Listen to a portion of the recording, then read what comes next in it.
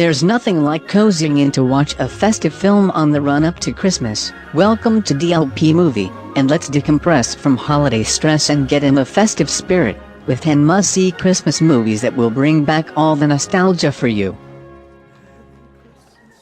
White Christmas.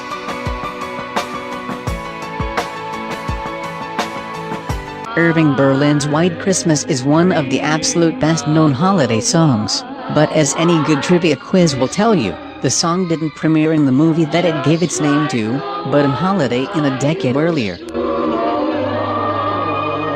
White Christmas is one of those movies you can just enjoy without having to think about why the characters act the way they do.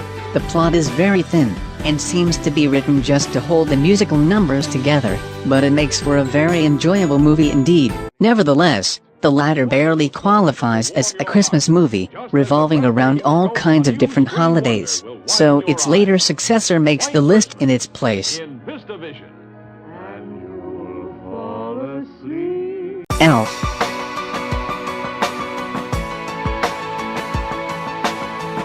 Nearly all of Will Ferrell's characters seem possessed by a sort of indefinable mania. Sometimes it's hidden beneath a fairly normal veneer, and other times it is not. In Jon Favreau's charming Yuletide yarn Elf, Ferrell dials down the vulgarity and aggression. He's a fake!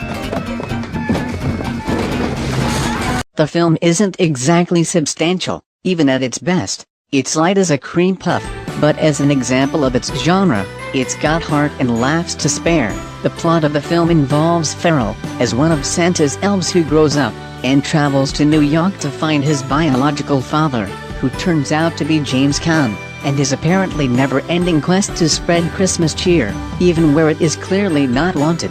The film reflects Buddy's restlessly optimistic tone, making it a decidedly old-fashioned and satisfying holiday entertainment. Rudolph the Red-Nosed Reindeer. This film, narrated by Talking Snowman voiced by Burl Ives, is a claymation which tells Rudolph's story. The tiny little mind explodes. Huh. Wait, I don't... It's a children's film, but it is one that adults can enjoy too because it is a cute film, and it offers nostalgic value. It also has a few classic Christmas songs. Combine that with a good story and the warmth and happy ending, and you have the perfect Christmas family film. The meaning of the story is the importance of accepting who you are and working through life's adversities, instead of trying to fit into accepted norms. It also shows that even though those we hold in highest esteem can sometimes be wrong, it is just as important to be able to forgive them, as it is to do so for those we see as our equals. Dr. Seuss' How the Grinch Stole Christmas. The music in the film is a staple. Every song nails you. It is a great masterpiece told in only over 20 minutes. Bitter and hateful, the Grinch is irritated at the thought of the nearby village having a happy time celebrating Christmas. So disguised as Santa Claus, with his dog made to look like a reindeer, he raids the village to steal all the Christmas things. The village is sure to have a sad Christmas this year. There is only one true version of the Grinch, and this is it. Practically perfect, this little cartoon has all the heart and bite and sweetness of the classic book.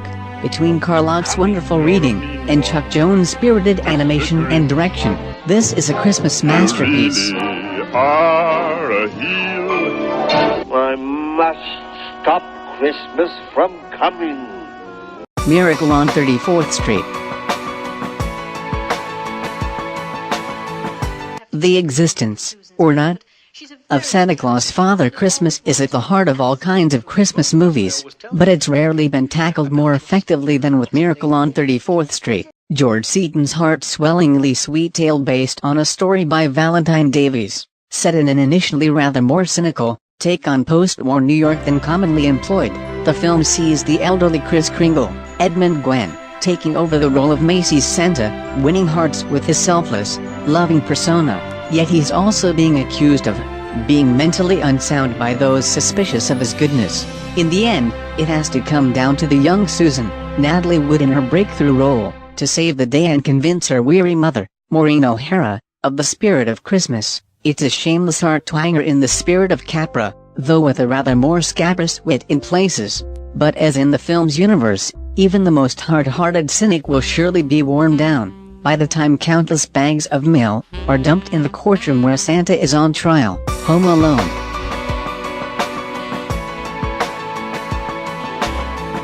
The film that was until recently the most successful live-action comedy of all time, and also the inspiration for a whole generation of 90s kids to create imaginary, elaborate traps with which they could thwart intruders. Home Alone is really an escalating series of frenzied, violent gags culminating in a not-so-surprisingly sentimental finish. It's somewhat comforting in its familiarity, even if you've seen the film dozens of times and can see the gags coming from a mile away.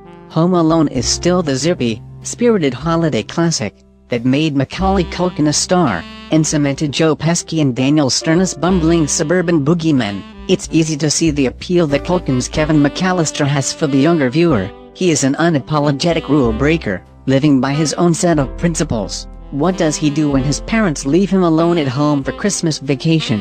Why, he binges on junk food, watches violent movies and uses his wits and know-how to fend off two incompetent crooks who've been casing his parents' posh Chicago home. A Charlie Brown Christmas.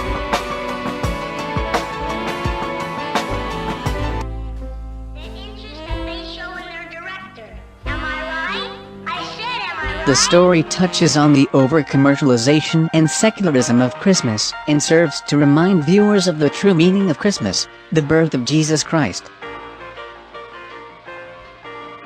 On their way to join the rest of the Peanuts gang all skating on a frozen pond, Charlie Brown confides in Linus that even though Christmas is approaching he still feels depressed, despite all the presents, cards and tree decorating. Due to the over-commercialization of Christmas, his depression and aggravation only get exacerbated by the goings-on in the neighborhood. Though his mailbox is empty, he tries sarcastically to thank Violet for the card she sent him, though Violet takes his sarcasm literally. Nevertheless, the special really speaks to adults and probably older kids, and keeps you thinking after it's over. It has a very good message, and the music, while also melancholy, sticks with you for a long time afterwards. National Lampoon's Christmas Vacation. With Christmas only a few weeks away, Chicago resident Clark W. Griswold decides it's time to get a Christmas tree. He gathers his wife Ellen, daughter Audrey and son Russ into the family station wagon and drives out to the country where he picks out a huge tree, but realizes he has not brought an axe or saw, forcing the tree to be pulled out of the frozen ground. Soon after, both Clark's and Ellen's parents arrive to spend Christmas, but their bickering quickly begins to annoy the family. Clark, however, maintains a positive attitude, determined to have a good old-fashioned family Christmas. If you also get past all the slapstick humor, you still feel the Christmas message at the end, that despite all the craziness that comes around Christmas, don't forget what it's really about: peace and love. Eddie, he usually eats. A Christmas Story.